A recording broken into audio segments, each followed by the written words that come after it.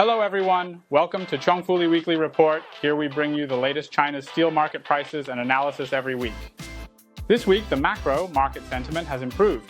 The domestic hot rolled coil spot price has increased by 30 yuan per ton this week, and the rebar price has increased by 20 yuan per ton. On the macro level, the call between the Chinese and US presidents has released the expectation of tariff relaxation. The US hiring rate in May has reached its lowest level since March 2023.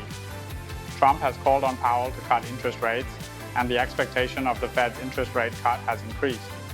The increase in US steel and aluminum tariffs to 50% has been officially implemented, but the overall impact is limited. Domestically, during the macro policy vacuum period, the manufacturing PMI has reached a new low, and the market believes that there may be expectations of policy support in the future. On the industrial side, the weekly output of the 5 major steel products has remained stable, decreasing by 4,700 tons compared with last week.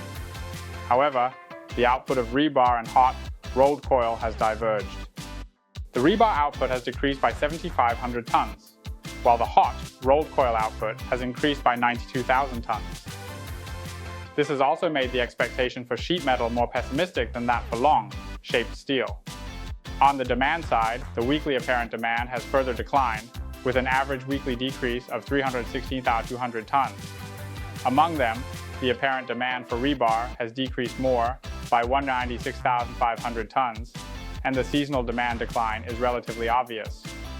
In terms of inventory, although the overall inventory of the 5 major steel products is being reduced, the reduction range is small, and the inventory of sheet metal has started to accumulate. It is expected that the overall inventory may start to accumulate next week. In summary, the steel demand is currently in the off-season, and the demand decline is about to accelerate. Due to the previous decline in coking coal prices, steel mills have good profits and even increased production in the off-season.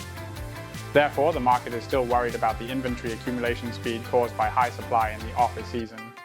In the case of further deterioration of demand, the market mainly considers squeezing the profits of steel mills.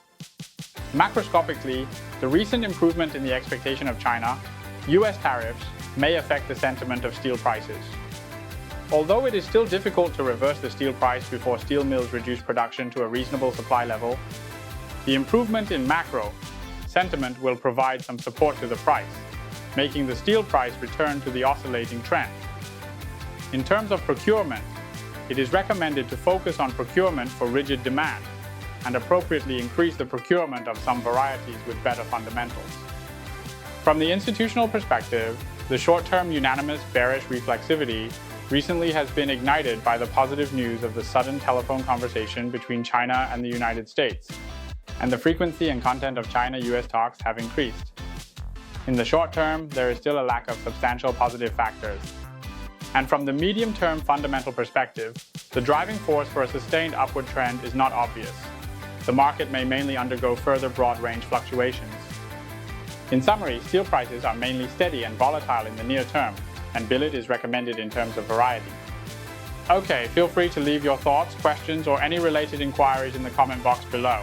And if you found this video valuable, don't forget to follow us for more updates. See you next week.